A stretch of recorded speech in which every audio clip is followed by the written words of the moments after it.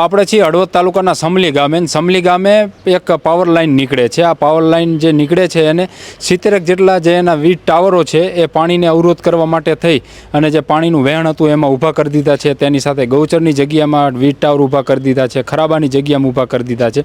મહત્વની વાત મિત્રો એ છે કે આ જે પાવર લાઇન નીકળે છે એને ગ્રામ પંચાયતની પણ મંજૂરી લીધી નથી। ગામના ઉપસરપંચ આપણી સાથે છે, ઉપસરપંચ સાથે જ વાત કરી। પહેલાં તમારો પરિચય આપજો। મનસુખલાલ પી પટેલ, સમલી ઉપસરપંચ। હાલમાં અમારે ગૌચરની જમીનમાં આશરે 70 જેટલા નાના મોટા પોલ ઊભા કરી દીધા છે અને 4 જેટલા મોટા પોલ જૂની પરવારાએ પાણીના વેનમાં ઊભા કરી દીધા અને આ પાણીને નડતરૂપ થાય તો કેટલાય ખેડૂતોની જમીન ધોવાઈ જાય એવું છે અને મોટા પાયે નુકસાની થાય એવું। ત્યાર પછી કોઈ ઢોર ઢાખર આ તે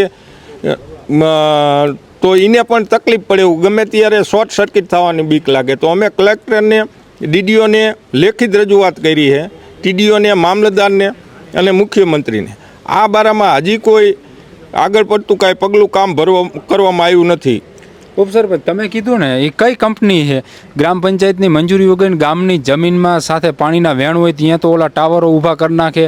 કંઈ માની લો કે કંઈ જારી ઝાંખડા કંઈ પાણીમાં તો ચોમાસામાં નીકળવાનું જ, તો હવે એ બધું અવરોધ થશે ને એના કારણે જે છે એ આજુબાજુના ખેતરોમાં પણ પાણી ભરાઈ જવાના છે, બંધ થઈ જાય છે। તો આ જુનિપર કંપનીવાળા જે વીજ પોલ ઊભા કરી દીધા પાણીના, ક્યાં જાય આ વીજ પોલની ટાવર ને તાર ને બધું?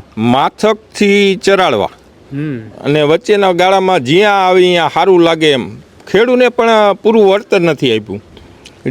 ખેડૂ હાજર ન હોય, ખેડૂની સિગ્નેચર નથી લીધી, ખેડૂને પૈસા નથી દીધા અને એમને તાર ખેંચી નાખ્યા। આજે કંઈક અધિકારીઓ, હળવદ તાલુકા પંચાયતના અધિકારીઓ પંચરોજ કામ કરવા માટે આવ્યો એવી માહિતી છે અમને। તો તમને આ જાણ છે? તમે ગામના ઉપસરપંચ છો? ના, મને આવી કોઈ જાણ નથી।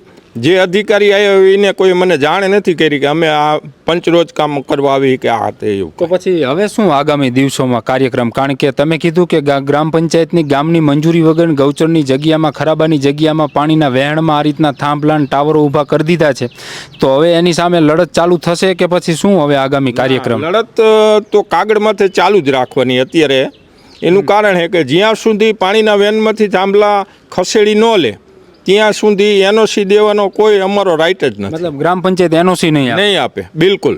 તેની સાથે તમે કીધું ને પાણીના વહેણમાંથી ખાસ કરીને ટાવરો જે થાંભલા છે એ ખસેડવામાં આવે, જો એ ખસેડવામાં નહીં આવે તો શું પરિસ્થિતિ ચોમાસામાં સર્જાય એવું? તો ઘણા બધા ખેડૂતોની જમીનનું ધોવાણ થાય એવું, માલ ઢોરને નુકસાન થાય એવું, માલધારી ઢોર ચરાવતા હોય, શોર્ટ સર્કિટની પણ બીક લાગે એવું।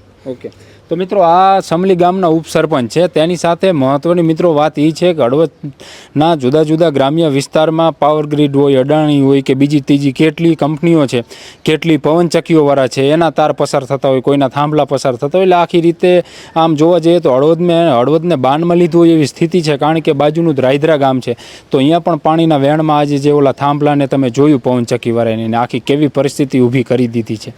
એટલે ખાસ ગામના જાગૃત લોકોએ પણ બોલવું પડશે ને આ લોકો જે મનમાની ચલાવે છે એમની મનમાની પણ દૂર કરવી પડશે। આભાર મિત્રો।